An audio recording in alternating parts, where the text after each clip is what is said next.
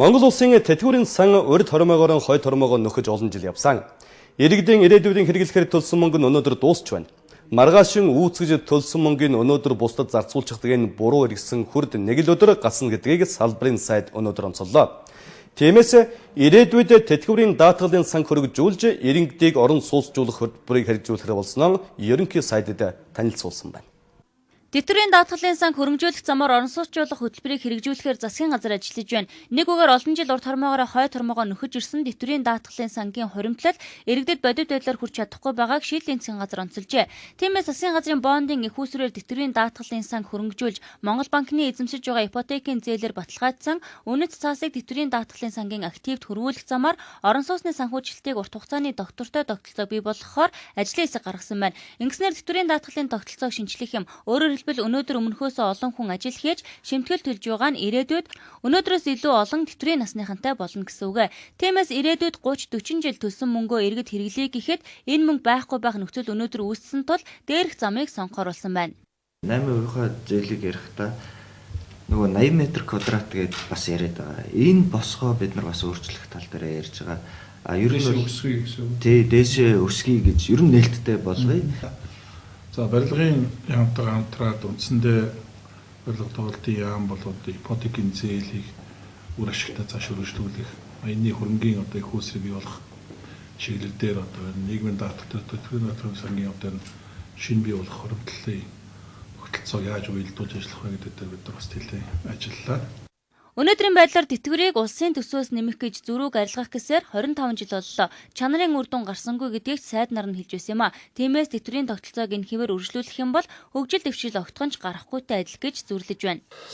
Засгийн газрын бондын их усрээр тэтгэврийн даатгалынхаа санг хөрөнгөжүүлээд Монгол банкны эзэмшиж байгаа ипотекийн зээлээр баталгаажсан одоо урд онуудад гарч ирсэн энэ үнэт цаасыг тэтгэврийн даатгалын сангийн активт нь хөрвүүлэх замаар нэгдүгээрт нь бол орон сууцны санхүүжилтийнхаа урт хугацааны доктортой тогтолцоог бий болгоё. Хоёрдугаарт нь тэтгэврийн даатгалынхаа тогтолцоог эрс шинжилжээ гэсэн ийм хоёр үндсэн зорилгоор бол ажиллаж байгаа. Харин дээрх ажлыг хэрхэн хийх вэ гэхээр даатгуулагчийн тэтгэврийн даатгалын шимтгэлийн нэрийн дансны бүртгэсэн үлдэгдэл дүнг тодорхой үе шаттайгаар мөнгөжүүлнэ. Үүний дүнд иргэдийг орон сууцжуулах хөтөлбөрийг санхүүжилтийн урт хугацааны доктортой тогтолцоог бүрдүүлж нөгөө талаас нэрийн дансны үлдэгдэл дүнг мөнгөжүүлэх боломж бүрдэж байгаа юм байна. Ирээдүйд нийгмийн баталгааг хангах боломж байгааг хэлж байна. Ипотекийн зээлд 80,000 айл өрх хамрагдсан байдаг. Зээлийн үндсэн төлөлт гэж нэг жилд 480 тэрбум төгрөг төвлөрдөг бөгөөд эргэн төлөлт сайтай зээл багтдаг байна. Засгийн газраас шийдэхээр зорж байгаа энэ ажил хэрэгжихэд ямар нэгэн мөнгөний хөдөлгөөн хийгдэхгүй гэж байна. Монгол улс 4 жилийн настай засгийн газартай сонгуулиас сонгуулийн хооронд бодлоготой явбал цаашид хөгжиж чадахгүй гэдгийг Улсын их хурлах Монгол Ардын намын бүлгийн дарга Дархан Уул аймгийн иргэдтэй уулзах үеэрээ тодтогжээ. Уулзалтанд оролцсон иргэдч гэсэн тогтворгүй бодлогогүй төр засгаас болж Монголын ард түмэн хохирж байгааг шүүмжилсэн байна. Өнөөдөр ардчлалын 25 жилд Монгол улс хүссэн хөгжилд хүрэхгүй байгаа гол шалтгаан доктортой урт хугацааны хөгжлийн бодлого байхгүйтэй холбоотой гэдгийг Улсын их хурлах Монгол Ардын намын бүлгийн дарга онцолжээ. Дархан Сэлэнгийн тухайд хэлэхэд газар тариалангийн салбараа дэмжсэн төрийн бодлогын залгам чанар алдагдсан үүний нэгэн нотлохоо гэдгийг иргэдч тодтогжээ. Тиймээс хөгжлийн хэтийн төлөвийг тодорхойлсон уялдаатай урт хугацааны тодорхой гарц гаргалгаатай туг бодлоготой болох шаардлага Монгол төрийн өмнө тулгарч байна. Татварыг нэмэгдүүлэх биш татварыг аль болох хөнгөлөх, ялангуяа бага дунд орлоготой аж ахуй нэгж байгууллага иргэдийн одоо татварын ач чадлыг бууруулах ийм бодлогыг бол бас бид хийж хэрэгжүүлнэ гэж төлөвлөж байгаа. Монгол улсын үндсэн хууль сонгуулийн тухай хууль гэх томоохон хуулиудыг энэ хаврын чуулганаар хэлсэн. Үндэсний хэмжээний энэ том асуудлыг иргэдээс асууж тэдний санал бодлыг тусгаж шийдэх ёстой гэдгийг иргэд энэ үеэр онцолжээ. Дархан Сэлэнгийн иргэдийн хувьд улсын хурлын гишүүнийг ард түмнээс шууд сонгодог мажоритар тогтолцоог илүүтэй дэмжсэн байр суурьтай байгаагаач мэдээлсэн байна. Импортоор орж иж байгаа хүнсний ногооноор одоо энэ татварыг нэмэгдүүлэх чиглэл дээр бас нэлээд анхаармаар нь ялангуяа хүнсний ногоочдын нийгмийн асуудлыг шийдвэрлэх энэ чиглэл дээр бас анхаарч өгөөч гэдгийг бас хэлэх ёстой. Энэ газар тариалан дээр бол дэмжлэг үзүүлсэн Атрын 3 дугаар хаяг ингээд тоон тутамд нь урамшуул өгж байгаа. Харамсалтай сайхан тарьж байгаа улсуудынхаа одоо будаа тариалан дээр дахиж гадны одоо будаа тариа оруулж үнийг унгах нэг 2-3 хон одоо гурилан үйлдвэрүүдийн лаборантын одоо тэр шинжилгээгээр энэ будааны үнийг боогдуулах юм үйл ажиллагаа зурагтаар бол байн харагдаж байгаа. Энэ бол буруу юм аа. Эдийн засаг хүнд үе татвар нэмэх ямар нэг шин татвар бий болгож иргэдийнхээ нуруунд дээр дарамт үүсгэхийн эсрэг зогсно гэдгээ ардын намын бүлгийн дарга тодтогсон байна. Замун хууль гарсан ч дөрвтэй хөдөлгөөнд орж хөгжихгүй байгаа чөлөөт бүсийг аймааруулж алтан бүлэг бомбтоор зорчигчдын аюулгүйг хангах, эрх ашгийг хамгаалах тал дээр засгийн газрыг шахаж шаардаж ажиллана гэдгээ энэ үеэр орон нутгийн иргэдэд мэдээсэн байна. Жолоочид таны дөрөнгө өдрийн огцон мэргэлтэй нэг насны амьдралд тань хар тул бүлдээдэг гэдгийг та бүхэн ямагт сайн санаж замын хөдөлгөөнд соёлтой боловсон ухаалаг оролцохыг энд сануулъя. Улаанбаатар хотын замын цагдаагийн газартай хамтарч хүргэдэг энэ өдрийн анхааруулга мэдээг та бүхэнд одоо хүргэе.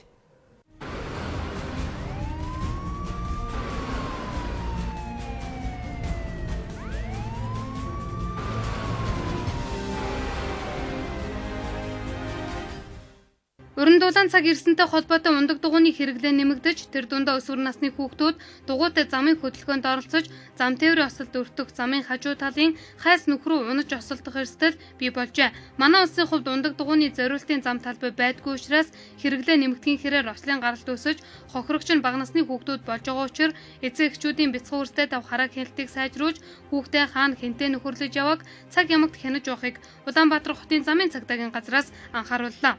Хүүхэд багчууд ялангуяа одоо дугуйгаа гаргаж явах хөдөлгөөнд оролцох, бөөнөрөө олноороо ийш тийшээ явах тийм ийм байдлууд гарч эхэллээ.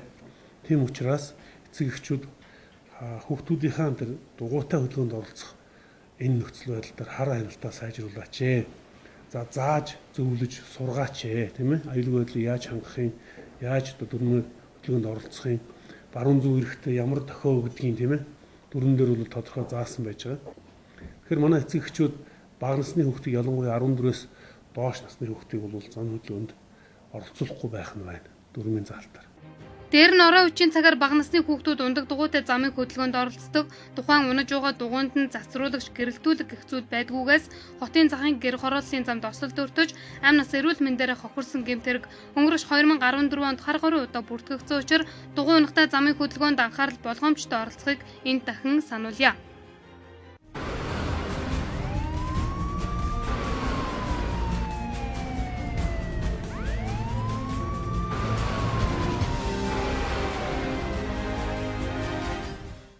Сүхбаатар дүүргийн 3 дугаар хорооны иргэн хулан холбогдох газруудад хандан ажлын байр гаргаж өгөхийг хүсжээ. Улмаар 9 дугаар байрны сөөхийн дарга, хорооны засаг дарга, дүүргийн засаг даргаас нь дэмжин нэг подвалыг өгсөн байгаа юм. Гэтэл тус подвалд 10 гаруй жил үйлдвэрлэл явуулсан иргэн байраа суллаж өгөхгүй улмаас хөгжлийн бэрхшээлтэй хулан хөдөлмөр эрхэлж чадахгүй байгаагаа илэрхийллээ. Олон жил хөөцөлсөний эцэст хөгжлийн бэрхшээлтэй хуланд Сүхбаатар дүүргийн 3 дугаар хорооны засаг дарга, тус хорооны 9 дугаар байрны сөөхийн дарга нар 3 дугаар орчсныхоо подвалыг өгөх шийдвэрийг жил гарангийн өмнө гаргажээ. Гэтэл тус газарт үйлдвэр эрхлэгч өнөөдрийн хүртэл байраа суллаж өгөөгүйгээр барахгүй, түрээс төлдөггүй мөртлөө эзэн суух болсныг холбогдох байгууллагууд хүчирхээ болж аргаа барж байгаагаа илэрхийлсэн. Уг нь хөгжлийн бэрхшээлтэй иргэнэ дэмжих шийдвэр гарсан ч энэхүү биелэлээ олохгүй байгаа юм а. Надад ажлын байр ингээд өгсөн байхгүй. Манай гэр одоо 2 дугаар насны нэг тахт амьдардаг. Тэгээ манай хүүхдүүдээр хоёулаа хөгжлийн бэрхшээлтэй. Тэгээ бид хоёрыг ингээд одоо гэрт ингээд байжсан бид нар манай ажил гээд одоо тийм ажлын санал өгсөн байхгүй. Тэгээд би тэрэндээ ингээд ажил хийгээд одоо 4 одоо бараг жил болж байна. Гэрээ мэрэг хийгээд өгсөн. Тэгээд энэ нэг одоо тэр өрдөөс гарахгүй байгаа. Хэлээд хэлэхээр одоо манай засаг манай цөөхөн даргаыг ингээд гар хэр эргүүлээд Сүхбаатар дүүргийн цагдаагийн газар л ингээд тэгээ бид нар энэ өргөдлийн дагуу ингээд цохих харах хэмжээг нь авсан. Тэгээ дарга хэмжээ аваад өгөхөд бид нар хил амаар дарамжилж энэ 3 дугаар орцны подвалд одоо төрөслөгч байсан Эрдэнэ цэцэг. Тэгээд юу гэрээг нь бол бид нар цуцлаад хулан дээр хийж өгсөн. Тэгээ хулан дээр хийж өгөөд ингээд явах төгж чавчдаг гадна талаас нь. Тэгээ одоо энэ юм хүм аваад ингээд явахаар суугчтай нийлээд бид нар эргэж орж оромжлоод байдаг. Уг нь байрны подвал тухайн орчин суугчдын эзэмшил байж сөөхийн дарга нь хариуцах учиртай. Хөгжлийн бэрхшээлтэй хуламж тус байранд олон жил амьдарчээ. 9 дугаар байрны хувьд 4 подвалтай, 1 подвалд нь 4-өөс 7 өрөө байдаг. 10 гаруй жилийн өмнө ямар нөхцөлтэйгээр авсан нь мэдэгдэхгүй. Дээрээс нь холбогдох газрууд нь зөвшөөрлөг нь өчгөөд байхад байраа сулдаж өгдөггүй зөрчил хөгжлийн бэрхшээлтэй түүнийг бухимдуулаад байгаамаа. Өдгөө 36 настай тэр бээр 16 настай хөлмөөтэй хүүтэйгээ хамтран тэрэгэн зэртэй иргэний хөдөлмөр эрхлэлтийг дэмжих ажлыг хийхээр төлөвлөжээ. Харин тус байранд амьдардаггүй үйлдвэр эрхлэгчээс болоод засаг дарга суухийн даргын шийдвэр биелэлээ олохгүй байгааг хэлж байна. Энэ манай хуланг бол ерөөсөө хөөрхөдөө тэгэл хил амар ихт оромжлно тий. Залуучтай холбооноос хүртэл хурж ирж юм чи бас хөөцөлж байгаа шин хөгжлийн бэрхшээлтэй урт ажлын нар гаргаад өгчөө гэх тий. Хамгийн гол манай чинь ч өөр манай байрны иргэн юм чинь тий. Ойрхон 1-р 2-р тэгээ доороо юм ийл гэртээ ойрхон тий өөрөө ч гэсэн өвлийн хүүтэнд чи хоол явж чадахгүй шүү дээ. Тодуулыг бол оршин суугчдын эзэмших нийтийн эзэмшлийн юунд орно шүү дээ. Тэр чинь өрөөнүүдэд орно шүү дээ. Тийм дээдл нь уул нь зүгээр бол дээдлийн айлууд нь л тэр бодоолоо эзэмших ёстой тийм ээ. Одоо энэ сүүрхийн хууль нь байгаа шүү дээ. Сүүрхийн хуулийн дээр чинь тийм. Тэгээд сүүрхийн даргуулынхаа бидний дундын өмчлөлийг тийм засаж янзалж өгдөг бид нар тэрэндээ төлбөр төлдөг. Тэгээд л ингээл гарахгүй юм хүнтэй очирчаал манай байна. Янз бүрийн арга хэрэглээд подволоос сулж чадаагүй тэд өнөөдөр аргаа барахтаа хэвлэлд хандсан юм а. Харин ноёдлын үйлдвэр эрхлэгч дээрх асуудлыг мэдээгүй хэмээн мэлцэж, араа мэдээрээ хэмээх сүрдүүлгийн хүртэл илэрхийлээд амьдсан. Тэрээр тус подволын 7 өрөөний 3-т нь үйл ажиллагаагаа явуулж, сулж өгөхгүй байх янз бүрийн аргыг хэрэглэж байгааг хөгжлийн бэрхшээлтэй иргэн маань тэмдэглэж байгаа юм. Энэ хугацаанд засаг даргаадаа хэд хэдэн өргөдөл гаргаж, харин байраас сулахгүй байгаа үйлдвэр эрхлэгч тэднийг цагдаад өгсөн байгаамаа. Ийхүү подвол булаацалсан тэдний маргаа өнөөдөр ч үргэлжилсээр байна. Энэ өдөр мэдээллийн агентлагаас эрхлэн гаргадаг хасах градус нэвтрүүлгийн 3 дахь дугаартаа Гамбат гэх хөгжлийн бэрхшээлтэй амьдралын төлөө зүтгэж аваа аавыг урьж оролцуулж байсан. Өвчтэйгээд хэн нэгний хараа цуулгүй өөрөө хөдөлмөрлөдөг байсан ч хоолтой залгуулж байсан машин нэвдэрснээс хойш гар мухаржээ. Тиймээс сайхан сэтгэл хүмүүсээс сэтгэлийн дэм хүсэж байна. Уулын мод урттай өгөнтэй адил хүмүүс янз янзын ааш ариншинтай байдаг. Хинээс ч тутахгүй боловсралтай ч хүний гар гард суух нэг нь байхад бусдаас дутууж бүрэн болохоор хичээж яваа нөгөөд бий. Үүний нэг жишээ нь сонгон найрхан дүүргийн 28 дугаар хорооны иргэн Гамбат юм а. Тэрээр залгуу тохиолдолоор 2 хөлөө алдсан ч зүгээр суусангүй гард орох материалаар сэлбэр хийж таксинд явдаг байсан юм а. Охинтойгоо хоёулаа айлын хашаанд амьдардаг. Дутуу хугацаа амьдралыг дүүргэн гэрэлтүүлдэг охиноо боловсралтай болохын тулд өвчнөө мартан тэмцэж байсан ч хоногийн хоолтой залгуулж байсан машин нэвдэрснээс хойш гар нь мухарт. Тэгч нөгөө хоёр үлгүүн чинь жинхэнэ хоёр хөл болж исэн нааш чашаа явахд хүртэл тэрийг онол явчихдаг байсан. Одоо дэлгүүр дандаа хүн гүйдэг бас машин байхгүй болохоор тэгэл хүн гуугаал тэгээд өгч ингээд өгч нэг имэнж яваад өгч голцуул имэнж болгонтой тэгэл одоо бол бүр имэнж явуулж чадхаа байсан. Машин зогсч нөгөө охиныгоо тосч аваад идэгээс тийч байхгүй болсон хамаг юм зогсчт юм бил. Нас чи хүнд бол Группийн Монголон хорооноос өгсөн багахан тусламж найз нөхдийн дэмжлэг болж байгаач хүнээс харц суухыг хүсэхгүй байгаагаа хэлж байна. Гэртээ суух болсноос хойш модоор морин хуур 5 хушимал зэргийг хийх болсноо нэвтрүүлэгт орж байхдаа хэлж байсан. Харин энэ бүхнээ үргэлжлүүлэх сэтгэлийн дэмжлэг хайрлагыг сайхан сэтгэлд хүмүүсээсээ хүсэж байна. Анхаарлаа хандуулан бидэнтэй хамт уулзах та бүхэнд баярлалаа. Өргөжлүүлэн та бүхэн Focus Press болон хүлээн авна.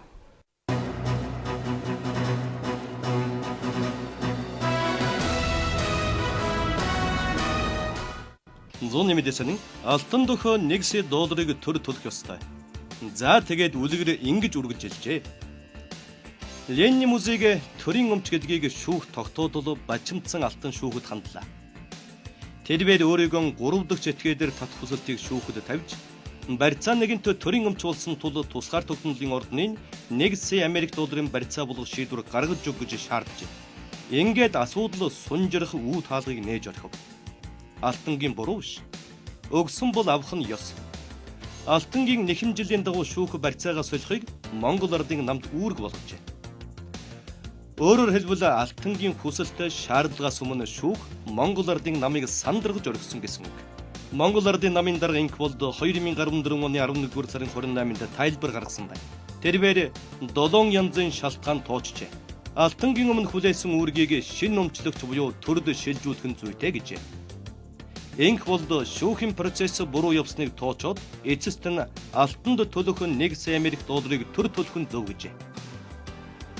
Ерөөс ганцхан сая Америк долларыг төлөлгүй өнөө хүртэл луу унжиж байгаа Монгол ардын намыг гайхмаар байгаа юм. $1 Америк гэдэг үг нь их мөнгө. Гэхдээ энэ асуудал зүгээр л $1 сая Америк төлөө өгөө аваа биш болж таарна. Монгол ардын нам арчилсан намын далд тэмцэл болж хувирлаа. Өдрийн сан улсын хурлын гишүүн Тэрвиш Давг Монгол ардын хувьсгалт нам Монгол ардын нам яагаад эвлэрч хамтарч ажиллаж болохгүй гэж эдийн засгийн хямралыг би өөрөөр харж байгаа. Хямраад байна уу, санаатайгаар хямруулад байна уу гэдгийг тунгаах хэрэгтэй. Баялаг ихтэй улс орныг эдийн засгийн хямрал руу түлхэж, иргэдийн бухимдлыг дээд цэгтэн хүртэл тулгаж, тэмцэл, сөргөл дуун, цус мөргөлдөөн болох нөхцөлийг бүрдүүлдэг. Ийм болгож байгаад дотоодын олигархуудтай гадны эдийн засгийн алуурчид нийлж бодлогоо хэрэгжүүлж, баялагийг цоломдог туршлага дэлхийд дахинд хэдийн ил болжээ. Биднийг хооронд нь тэмцэлдүүлж, үзэн ядуулж, сөргөлдүүлж байгаад завшдгаа гэдгийг мартаж болохгүй. Гадаад дотоодын олигархууд тэдний шунлын далайд ёроол байхгүй. 2008 оны сонгуулийн дараа үндсэн хууль зөрчиж, Манангийн засгийн газар байгуулагдсанаас хямралын эхлэл тавигдсан. Монгол улсын үндсэн хуульд олонхын санал авсан эрх баригч нам төр барин цөөн санал авч сөрөг хүчин болсон нь хяналтан тавиад явна гэдгийг тов тодорхой заасан байдаг. Гэтэл Монгол улсын тулгуур хуулийг уландан гიშгэж иргэдийн сонголтыг үл тоож хамтарсан засгийн газар байгуулсан. Ингэж нэг хүн жилд онгорж байгаад л хувилдааны зарчмаар 5 толгой оюу толгойн асуудлыг шийдсэнтэй. Энэ үеэс мордохын хазгай гэж зүйлүүд шилэн дараалал өрнөсөн. Монгол ардын хувьсгалт нам гэсэн нэрийг өөрчлөхгүй гэж нийт гишүүдийн 80 орчим хувийн саналан өгöd байхад хэдхэн хүн хүчээр шийдсэн. Гадны нэг компанитэй гэрээ байгуулах гэж төрийн 3 саяд гарын үсэг зурсан. 5 толгойн ордын өрмийн цэвэрхэн гартаан уруулсан гэд тоочод байвал бишгүй их зүйл бий. Тэр нэгэн үйл явдал миний сэтгэлээс гардаггүй. Оюу толгойн гэрээнд гарын үсэг зурх ёслол төрийн ордны танхимд болсон юм. Тэр арга хэмжээнд 4-5 гишүүн оролцоогүй. Тэдний нэг нь би. Гадны компанийн өмнө Монгол төрийг тэгж бөхөл зүүлж төр гэх тэр эрхэмцэг байдлын үгүй хийснийг бодохоор харамсдаг юм да. Иргэдтэй уулзалт хийгээд явж байхад Монгол ардын хувьсгалт нам Монгол ардын намын задрал арчис намын фракцуудын зөрчлийн талаар ярьж байна лээ. Монгол ардын хувьсгалт нам Монгол ардын нам нэгдэж хамтарч ажиллах чиглэлээр яриа хэлэлцээ хийхэд миний хувьд санаачлагтай байж дэмжиж ажиллахад татгалзах зүйлгүй л гэж хариулсан да. Монгол ардын хувьсгалт нам Монгол ардын нам эвлэрч яагаад хамтарч ажиллаж болохгүй гэж. Монгол ардын хувьсгалт нам Монгол ардын намын гишүүд цөөн хэдэн хүний арчаагүй улс төр хувийн харилцаанаас болж хоорондоо дайсагнах учиргүй. Нэг өдөр муудалцлаа гэхэд нөгөө өдөр нь гар барьдаг байх ёстой. Үндэсний шууд сонин арчис намын дархлагдсан гишүүд хэмбэ. Ардчилсан намын даргын их болд энэ өдрүүдэд 2016 онд улсын хурлд нэр дэвших хүсэлтэй намынхан гишүүдтэй нэг үржлэн уулзалт хийж байгаа ажээ. Ингэхдээ ардчилсан намын дарга хэд хэдэн зарчмын байр суурь илэрхийлсэн гэсэн мэдээ байна.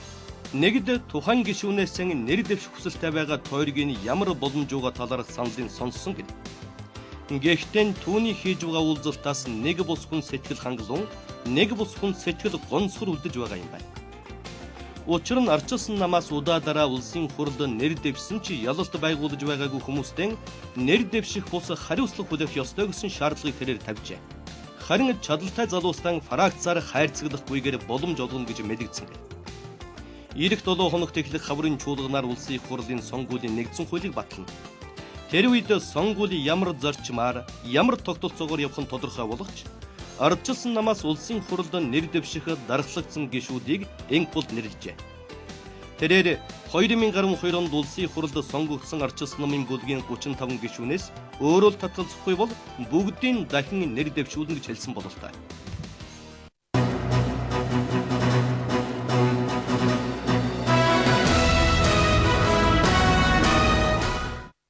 $2011 онд боловсруулсан Драгон олон улсын зорчигч тээврийн үйлчилгээний терминал төсөл хэрэгжиж ашиглалтанд орлоо. Өнөөдөр нийтийн хийсэн энэхүү цогцлборт зорчигч таны 5 дахь хангасан бүхий л үйлчилгээг нэг дор төвлөрүүлж чадсан байна. Зорчигч тээврийн үйлчилгээний зах зээлийн эрэлт хэрэгцээг төр дангаараа хариуцсан хангах боломжгүй учраас хувийн хвшилтэй хамтран дээрх төслийг хэрэгжүүлсэн. 2012 оны 9-р сараас эхэлсэн барилгын ажил өнөөдөр дуусч ашиглалтанд орсон юм а. Тус терминалаас олон улсын болон хот хоорондын 16 аймаг, 48 чиглэлд 37 аж ахуйн нэгжийн 700 гаруй тээврийн хэрэгслээр өдөрт 5,000-аас 6,000 хүн өөрчлөх боломжтой. Төрийн хийх боломжгүй ажлыг хувийн хвшил тийм ээ бас төрдөг хамтраад ингэж энэ одоо бүтээн байгуулалт ажил хийлээ. Энэ бүтээн байгуулалт ажил нь одоо үндсэндээ бол нийт 12,800 м2 албаа өгье. 8 давхар одоо ийм худалдаа үүсгэний төв ашиглалтанд орж байна. Төр хоёрын өртгөөр хамтарч хийсэн хамгийн анхны сайн төслөө гэж ингэж бодож байгаа. Ингэснээр одоо иргэдэд тээврийн үйлчилгээ ойртож байгаа юм одоо юм байна. 20 гаруй тэрбум төгрөгийн хөрөнгө оруулалтаар босч байгаа энэхүү төсөл Дарагон холдинг компани анхны том төсөл юм а. Үүний 9 тэрбумыг нь засгийн газрын зээлээр шийдсэн байна. Улмаар 12800 м квадрат талбай бүхий үйлчлэгээний зохицол бүр шинээр ашиглалтанд орсноор 300 гаруй ажлын байр бий болох юм а. Энэ газар нь яг энэ хувийн компани газар. Тэгээд хувийн одоо ямар үйл ажиллагаа явуулж байгаагүй энэ хувийн компани газар хувийн компани энэ дээр барилга барьсан. Ер нь одоо бид төрөлтөйгээр хамтарч ажиллая гэдэг үүднээс барихаас өмнө биднээс санал аваад барьсан. Тэгээд одоо өнөөдрийн байдлаар бол одоо зорчиг тээврийн өөрчлөлтөөс эдгээр бол түрээсийн төлбөр авахгүйгээр зөвхөн ашиглалтын зардлаа автотээврийн үнцийн төлөөд үйл ажиллагаа явуулж байгаа. Дарагон терминал нь ойрын ирээдүйд хот хоорондын зорчигч тээврийн томоохон зангилаа төв болно. Мөн Улаанбаатар хотын захиргааны төв байр, Сонгон хайрхан дүүрт шилжин ирэх, метроны Дарагон дэд өртөөг 2020 онд ашиглалтанд оруулах, орон сууцны хорооллын төслүүд хэрэгжихтэй уялдсан томоохон төсөл болсныг ч онцолж байлаа. Шүтэн бишрэгчдийн дунд баггүй хүлээлтийг үүсгэж байсан далантай Эрдэнэцэг нарын хамтарсан сэтгэлийн үг цомгийн нээлт өнөөдөр боллоо. Цомогт тэртээ 23 жилийн өмнө хослон дуулж байсан сэтгэлийн үг мөрөөдлийн дуу зэрэг чихэнд хоногшин үлдсэн олон дуунууд багтжээ. Одоогоос олон жилийн өмнө дуучин далантай Эрдэнэцэг нар хосон дуулаачдыг тэргүүлж магнаалж явсан. Тухайн үед сэтгэлийн үг мөрөөдлийн дуу, сэтгэлийн булаг зэрэг дуунууд нь ард түмний чихэнд хоногшин үлдсэн. Үүнээс хойш хоёр дуучин дуус тусын өрөн бүтээлээ хөөж гавьяад химээх эрхэм алдрыг хүртснээс хойш олон жилийг ард орхисон. Жимэг байж байгаад нэг жинтэй өрөн бүтээлийг сонсогчдод толиулдаг тэдний хувьд 23 жилийн өмнө дуулж байсан сэтгэлийн үг дуугаа сайхнаас эргээд хамтран дуулж эхэлсэн. Ёстол нөгөө захтансан газар маажин хөвчлэн шүтэн бишрэгчдийн талархлыг хүлээгээд байгаа. Тэгвэл тэд мөн ахин шүтэн бишрэгчтэй бэлэг барьж сэтгэлийн үг хамтарсан цомгийнхаа өдрөлгийг өнөөдөр хийлээ. Битээр бол аль нь CD-ний цомгийн баярыг одоо анх удаа хийж байна л да. Тэгээд энэ гадаа хорон цугласан энэ хүмүүсийн сэтгэл хөдлөлийг хараад маш их аз жаргалтай маш их баяртай байна. Үнэхээр уран бүтээл бид бүхэн энэ үзэгч биенүүдийнхээ алаг таашилт энэ сайхан урмаар бид нар ирч хүч энерги авч идэг. Тэгэхээр энэ сонсогч биенүүдэд маш их баярлалаа. Өнөөдөр хүрэлцэн ирсэн та бүхэндээ хамгийн сайхан бүхнийг хэсээрөөё гэж хэлмээр байна. Хавар цаг ирж байгаа тийм ээ. Хайрын цаг өдрөл ирж байгаа учраас энэ тоглолтууд бүхэлдээ ингээд хайрын дуугаар амьсгалсан их сайхан тоглолт болох нэ гэж ингэж бодож байна тийм ээ. Тэгээд өнөөдөр энэ тоглолтыг зохион байгуулж, цомгийн одоо нээлтийг маань бас зохион байгуулж, тоглолтын бүр бүх анхны энэ санаачлагыг маань гаргасан Б саундын хамт олондоо Болд Чулуун жимэг нартаа бас талархаж байгаагаа битэрийн зүгээс илэрхийлье. Дуу дурсамж агуулдаг гэдэг. Тэгвэл эдгээрэл дуунуудыг сонсч залуу насаа өнгөрөөж дурсамж бүхэн сэтэрдэг цөөнгүй сонсогчд байдаг. Тийм ч учраас сэтгэлийн үг цомгоо гаргасан үүгээрч согсохгүй тэрээр сэтгэлийн үг тоглолтоо энэ сарын 15-ны өдөр Монгол бүхий өргөнд хийхээр төлөвлөсөн. Монгол улсын гавьяа жүжигчин Вандан Дулам-Сүрэн, Монгол улсын гавьяа жүжигчин Жавхлан, Эрдэнэ чимэг, Монгол улсын соёлын тэргүүний ажилтан Хишиг баяр дэлгэрмаа, дуучин Болд Чулуун жимэг гэсэн нийтийн дууны төлөөлөл болсон. Гэр бүлийн хос дуучин оролцож үе үеийн хийд болсон уран бүтээлээсээ төлөвлөх юм байна. 100% монголчуудын хөрөнгө оруулалтаар байгуулагдсан Urban Jeans брэнд хэрэглэгчдийн хүсэлтээр VIP захиалгын төв нээсэн байна. Ингэснээр өөрийн сонгосон өнгө материалаар биеийн онцлогтон тохируулан хаанч давтагдашгүй загвартай джинсэн өмдийг оюулан өмсөх боломжоор та бүхэн хангагдаж байна. Urban Jeans брэнд бол 100% монголчуудын хөрөнгө оруулалтаар байгуулагдсан компани. Зарим чутгаараа монголчуудын хизээний танилцуулсан, за тиймээс ч хэрэглэгчдийн зүгээс ирсэн олон санал хүсэлтийн дагуу захиалгын VIP төвийг ажиллуулж байгаа бөгөөд хүний биеийн онцлог стил имижээ тохируулан захиалах боломжийг олгож байгаа юм а. Urban Jeans-ийн захиалгын төвийг хамт олон зөвхөн тань зориулан дэлхий дээр хийгддэг үндсэн 7 хэлбэрийн джинсийн өмдийг санал болгож байгаа бөгөөд өөртөө тарах өөрийн сонирхсан загварыг тань мэрэгжлийн дизайнерууд зөвлөгөө өгч хийж өгнө. Та Urban Jeans-ийн VIP захиалгын төвд үйлчилснээр хэрэглэгч сонгосон өнгө материал халаасны төрөл болон загвар суудлын өндөр нам утасны өнгийг сонгож өөрийн бие онцлог хүсэл сонирхолтой тааруулан зөвхөн 6 ганц өөрийгөө тодорхойлсон загварын джинс өмдийг бүтээлгүй өмсөх боломжийг бүрдүүлж байгаа юм а. Маш олон хүнээс санал авсны үндсэн дээр энэхүү захиалгын VIP төв одоо нэг ажиллуулж байна. Энд маань яг нэг давуу тал маань гэхдээ хүмүүс бас яг манай масс үйлдвэрлэлэр тийм ээ хилэн үнд маань худалдаанд гардаггүй байгаа. Тэгэхээр яг энэ захиалган дээр бол хилэн үнд бас захиалах боломжтой тийм байгаа. Яг бидний хувьд бас санал ерөнхийдөө ямар байвал зохимжтой гэдэг үний саналыг боловсруулан энэ хүнийг боловсруулсан байгаа. Бидний хувьд бол одоо байж болох боломжтой энэ гэж тооцсон байгаа.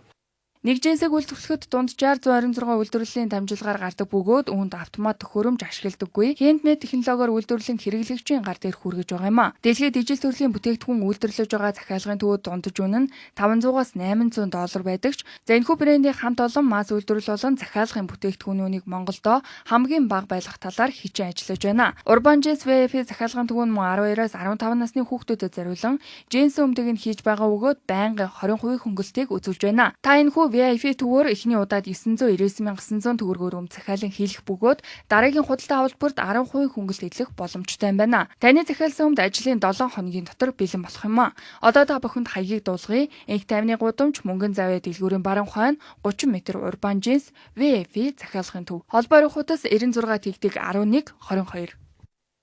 Шин сонголт тавилгын их дэлгүүр дэлхийн шилдэг брэндүүдийг 80% хүртэл огцом хямдруулж үйлчлүүлэгчтэй алтан боломжийг санал болгож байна.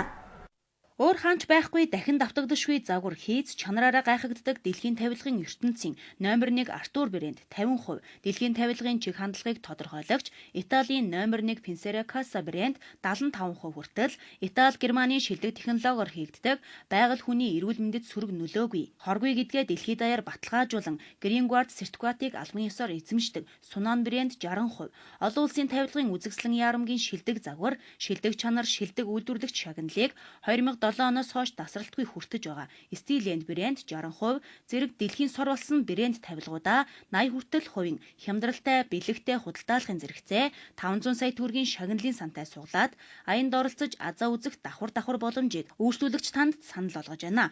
Дэлхийн брэндүүдийг 80 хүртэл хувийн хямдралтай авах энэхүү алтан боломжийг бүү алдаарай. Алтан боломжийг асуух утас 46 30 83 88 85 45 45. Дахлаас сэргийх амин дэмийн цуврал. Нимбэг Си. Бүгдийг багтаасан багц Mobison 9900. Бүрзээ. Монголын минь эдийн засаг бүрзээ.